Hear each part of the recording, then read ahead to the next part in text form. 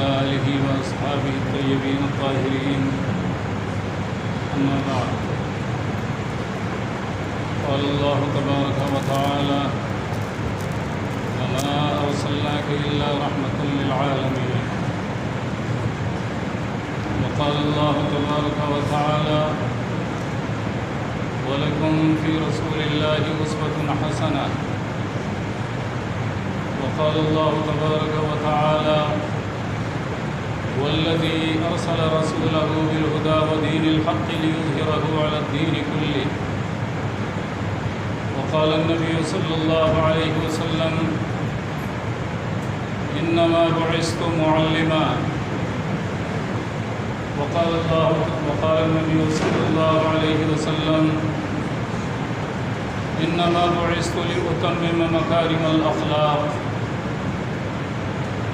أو كما قال النبي عليه الصلاة والسلام.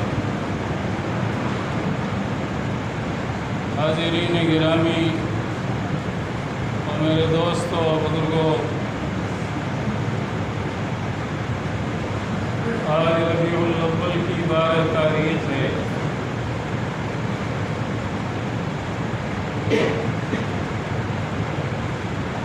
جو صحیح روایات، تاریخی روایات کے مطابق حضور پاک علیہ السلام کی وفات کا دن ہے.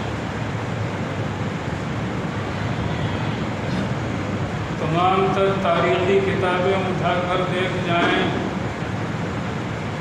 حضور پاک سرور دو عالم صلی اللہ علیہ وسلم کی تاریخ وفات میں کوئی اختلاف نہیں ہے.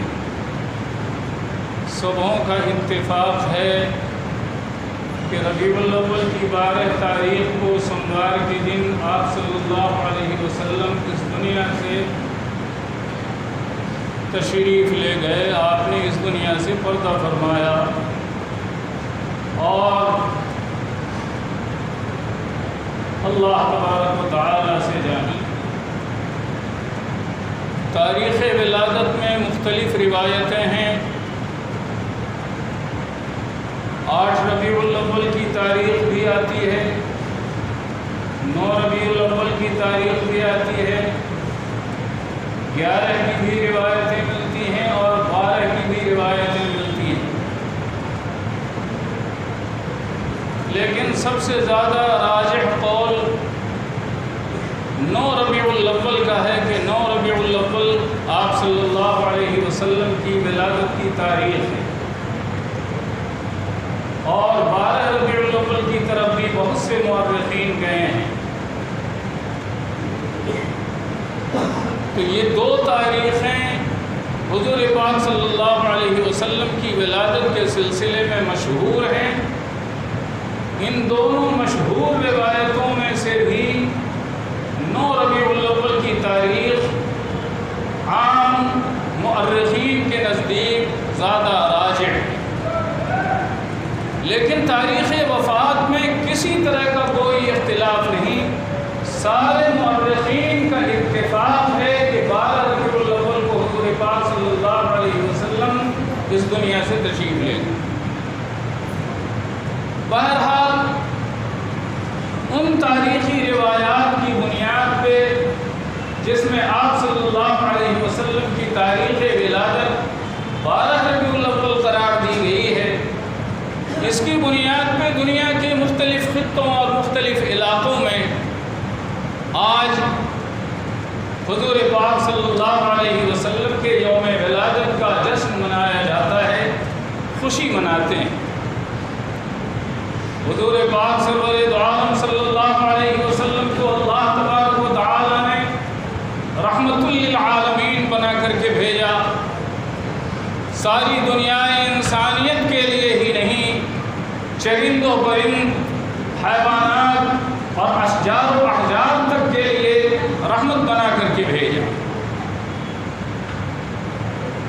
اس لیے اگر آپ صلی اللہ علیہ وسلم کی ولادت پہ خوشی منائی جائے اور آپ کا تذکرہ خوشی و مسرت کے ساتھ کیا جائے تو بلا شبہ ہمیں زیبا ہے.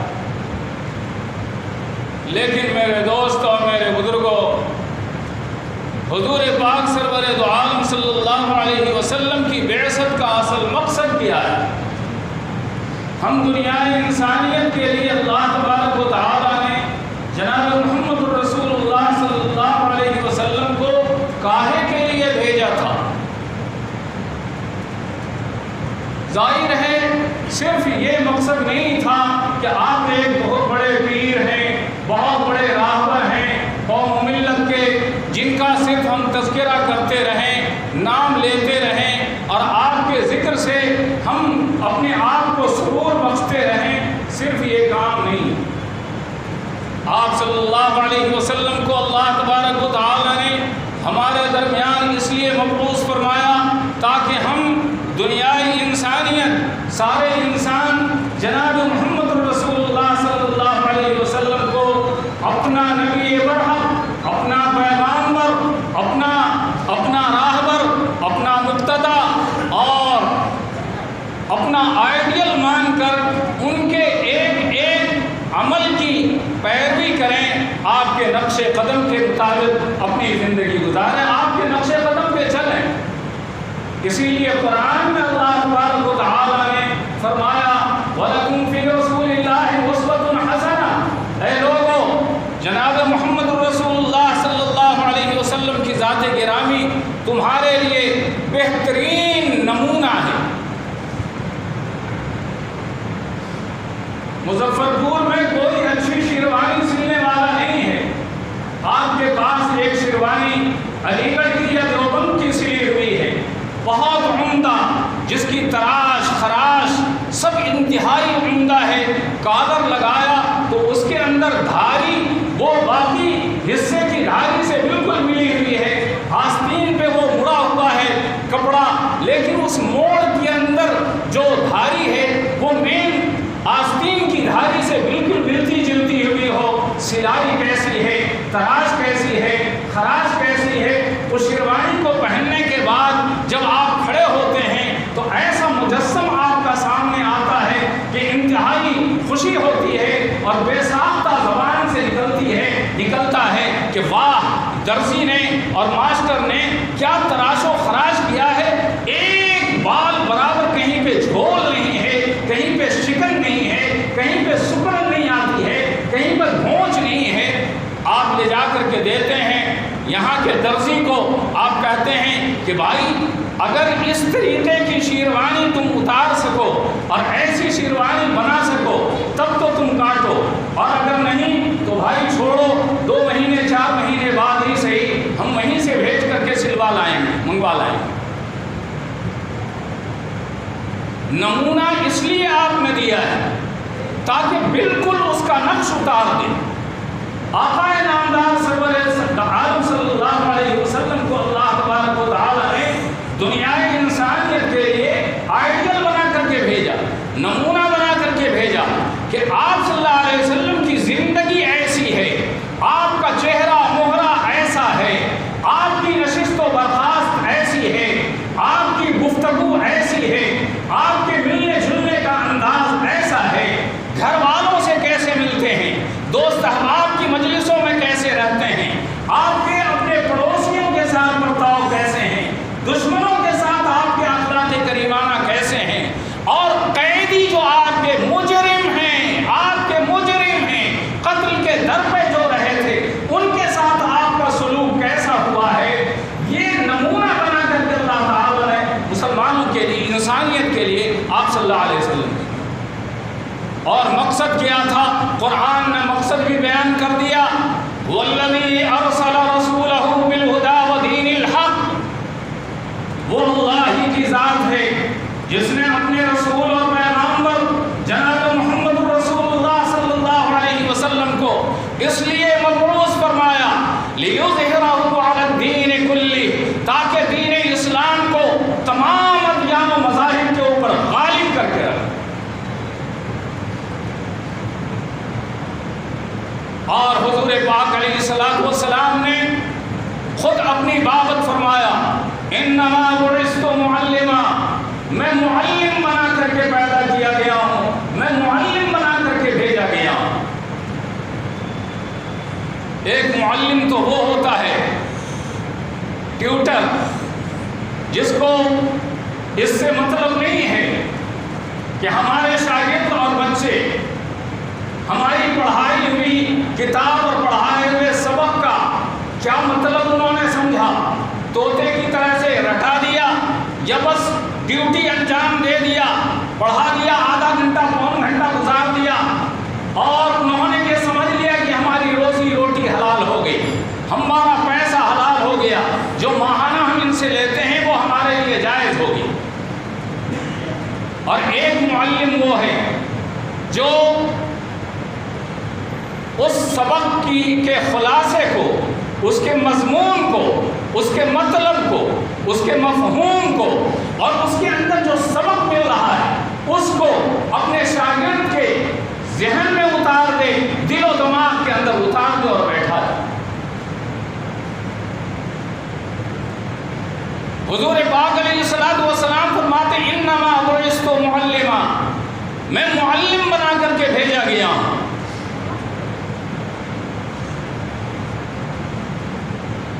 نبوت کے اعلان سے پہلے جب اللہ تبارک و تعالی نے نبوت کا زمانہ اب قریب ہوا اور آپ کو یہ ذمہ داری باقاعدہ سونپی جانی ہے، تو حضور پاک علیہ الصلوۃ والسلام کی طبیعت خلوت کی طرف مائل ہو گئی۔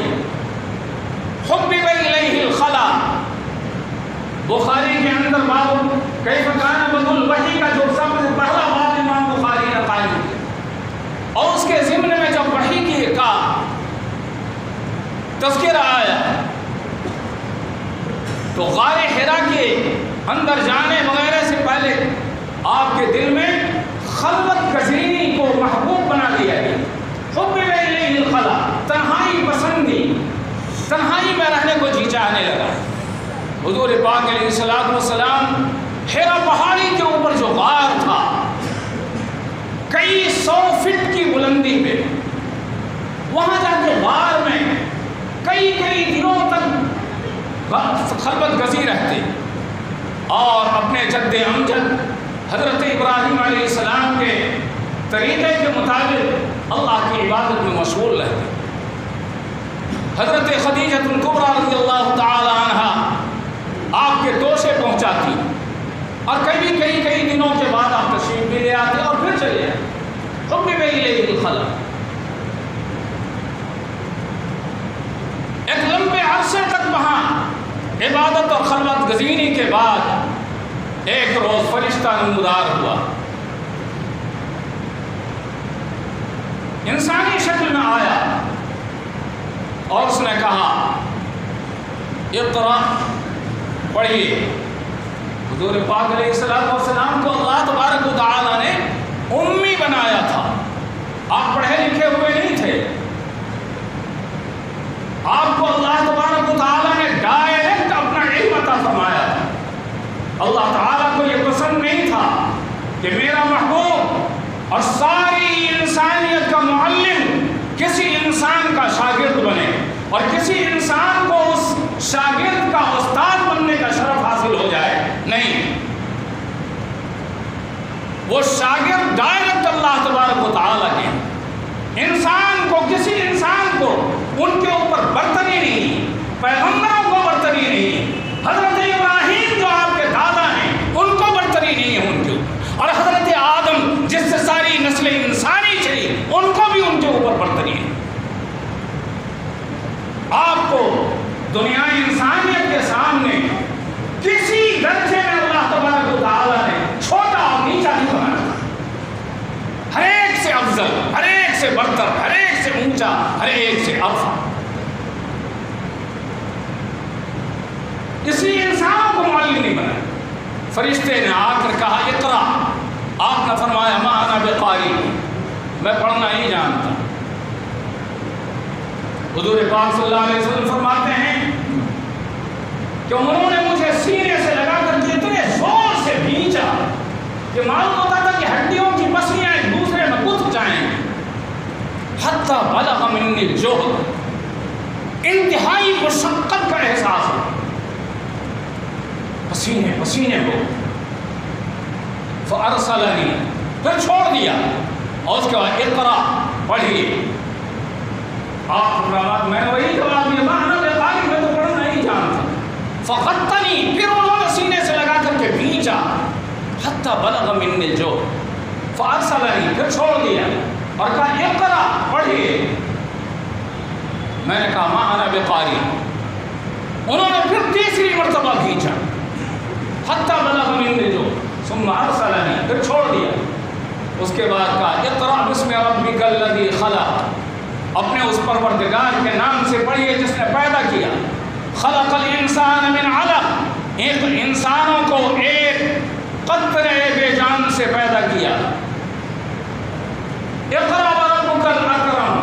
پڑھیے اور آپ کا پروردگار بڑا ہی معزز ہے, بڑا ہی کریم ہے. اقرا وربک الاکرم الذی علم بالقلم علم الانسان ما لم يعلم. یہاں اور اس کے بعد وہ فرشتہ غائب ہو گیا.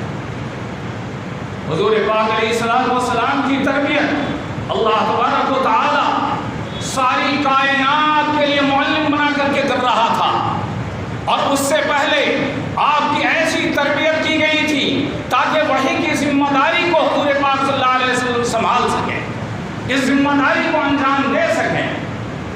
آپ کو اس کے لیے پہلے سے روحانی طور پر اللہ تعالیٰ ڈائریکٹ اپنی تربیت میں رکھ کر کے تیار کر رہا تھا.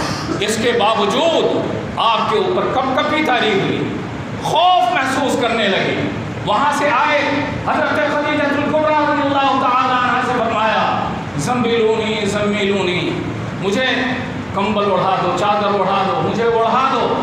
حضرت خدیجہ نے پوچھا, حال پوچھا, فرماتی انی خشیت علی نفسی, مجھے اپنی جان کا خوف معلوم ہو رہا ہے.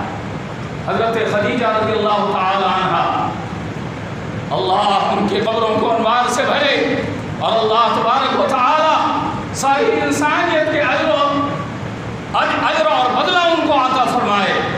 اس سیدہ طاہرہ نے, اس پاک باز بیوی نے, جنہوں نے تن من دھن سے اپنا سارا اثاثہ مکہ کی انتہائی مالدار عورتوں میں سے تھی, جنہوں نے اپنا سارا اثاثہ حضور پاک صلی اللہ علیہ وسلم کے پیچھے لگا دیا اور آپ کے دین کے اوپر خرچ کر دیا. انہوں نے فرمایا کیا بات ہے, آپ نے واقعہ بیان فرمایا. حضرت خدیجہ الکبریٰ رضی اللہ تعالیٰ عنہا نے فرمایا کیسا ٹھوس ایمان تھا, کیسا اللہ پر یقین تھا. فرمایا کلا واللہ لا یخزیک اللہ ابدا, نہیں نہیں, خدا کی قسم اللہ تعالیٰ آپ کو ایسے بے یار و مددگار اور تنے تنا نہیں چھوڑے گا. انک لتصل الرحم, آپ صلہ رحمی کرتے ہیں.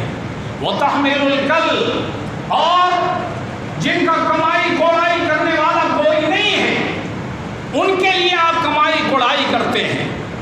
تحمل الکل وتکسب المعدوم, اپاہج, ناکارے, معذور, ایسے لوگوں کے لیے کماتے ہیں اور ان کو کھلاتے ہیں.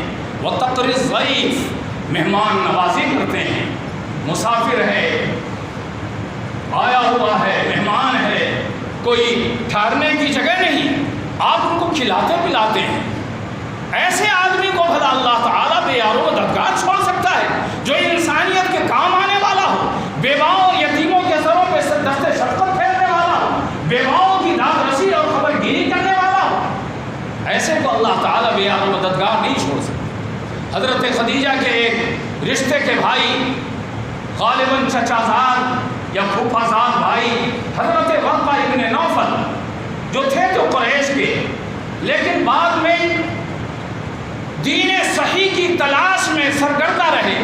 اور اس وقت جو دین صحیح تھا یعنی عیسائیت, نصرانیت, حضرت عیسیٰ علیہ السلام کا لایا ہوا دین, اسے قبول کر لیا, نصرانی ہو گئے تھے, اور نصرانیت میں بہت اعلیٰ مقام پہ فائز ہو گئے تھے, توریت انجیل کے بڑے عالم ہو گئے تھے.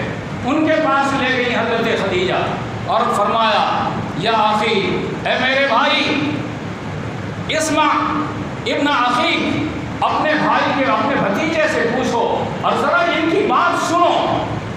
حضرت خدیجہ, حضرت ورقہ ابن نوفل نابینا ہو گئے تھے, لمبے عمر کے ہونے کی وجہ سے غالب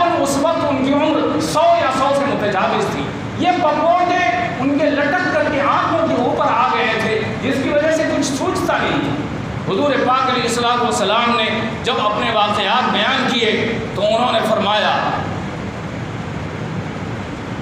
انک لنبی هذه الامہ، آپ اس امت کے نبی ہیں، اور فرمایا لقد جاءک الناموس الاکبر الذی جاء موسیٰ، آپ کے پاس اللہ کا وہی رازدار فرشتہ آیا جو حضرت موسیٰ علیہ السلام کے پاس آیا تھا، آپ اس امت کے نبی ہیں۔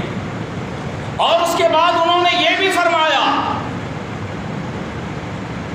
لئن انا حییت، اگر میں اس وقت تک زندہ رہا جب آپ کی قوم آپ کو نکال دے گی، لنصرتک نصرا معزرا، تو میں آپ کی بھرپور مدد کروں گا۔ یہ سن کر کے کہ میری قوم کے قریش کے لوگ جو مجھے محمد نہیں کہتے ہیں، الامین کہتے ہیں امانت دار، الصادق کہتے ہیں سب سے بڑے سچے، اور یہ لوگ ابو جہل، ابو لہب، عتبہ، شیبہ، ربیعہ، امیہ، ابن خلف، یہ لوگ اپنی امانتیں میرے پاس رکھ جاتے ہیں، اتنا مجھ پر اعتماد، مجھ کو وہ اپنے گھروں سے نکال دیں گے۔ تو حضور پاک صلی اللہ علیہ وسلم نے فرمایا اب مخرجیہ ہم، وہ لوگ مجھے نکال دیں گے؟ تو حضرت ورقہ نے فرمایا ہاں، جب کوئی نبی اللہ کا اس چیز کو لے کر آیا جس چیز کو لے کر کے اللہ نے آپ کو بھیجا ہے، تو اس کی قوم اس کی دشمن ہوگی۔ بہرحال اللہ تبارک و تعالی نے اس پہلی وحی کے اندر جو نازل کیا اور جو حکم دیا وہ کیا تھا؟ اقرا، پڑھیے۔ یہ گویا اشارہ تھا اس بات کی طرف کہ اب دنیا انسانیت سے اور یہ عرب سے، سارے جزیرۃ العرب سے اور ساری دنیا سے اب ظلم کی تاریکی چھٹے گی، ظلم اور جہالت کی تاریکی اور اس کی گھٹا ٹوپ اندھیرا جو ہے یہ بادل اب چھٹے گا، اور اب علم کا وہ علم کی روشنی بکھرے، اب قرات ہوگی، علم ہوگا، اقرا۔ حضور پاک علیہ الصلوۃ والسلام نے فرمایا انما بعثت معلما، میں معلم بنا کر کے بھیجا گیا ہوں، اور فرمایا بعثت لأتمم مکارم الاخلاق، مجھے اس لیے بھیجا گیا ہے تاکہ میں مکارم اخلاق کی تکمیل کر دوں، میرے ہاتھوں اخلاق کریمانہ مکمل ہو جائے۔ میرے دوستو، جس امت کا، جس قوم کا نبی معلم بنا کر کے بھیجا گیا تھا، اور جس نبی کے اوپر سب سے پہلی وحی نازل ہوئی تھی اقرا، پڑھیے، اور ذرا جائزہ لیجئے اس امت کا، یہ امت تعلیم کے میدان میں کہاں پر کھڑی، اور جس نبی نے فرمایا تھا انما بعثت لأتمم مکارم الاخلاق، یہ کہاں ہے مکارم اخلاق؟ یہ اخلاق کریمانہ کہاں ہیں؟ کہاں ناپید ہو گئے؟ روئے زمین پر سے یہ اخلاق کریمانہ پھر آسمانوں میں چڑھ گئے یا زمین کے اندر طاقت سرانہ پہنچ گئے؟ یہ اخلاق کریمانہ کہاں چلے گئے؟ دوسری قوموں کے ساتھ، جن کے ساتھ بھی ہمیں قولوا للناس حسنا کا حکم دیا گیا تھا کہ انسانوں کے ساتھ بھلے بول بولو، اچھے بول بولو، میٹھے بول بولو، دوسری قومیں تو چھوڑ دو، اپنے بھائیوں کے ساتھ ہمارے برتاؤ کیسے ہیں، ہمارے معاملات کیسے ہیں، ان کے ساتھ ہمارے بول چال کیسے ہیں، ان کے ساتھ ہمارے اخلاق کریمانہ کیسے ہیں۔ میرے دوستو، ہم رات دن شکوہ اور شکایت کرتے ہیں دوسری قوموں کا، کبھی ہم اپنی گریبان میں جھانک کر نہیں دیکھتے کہ ہم اپنوں کے ساتھ کیا برتاؤ ہے ہمارا، دوسروں کے ساتھ تو چھوڑ دیجئے، کیسے دوسرے لوگ ہم سے محبت کریں گے؟ حضور پاک علیہ الصلوۃ والسلام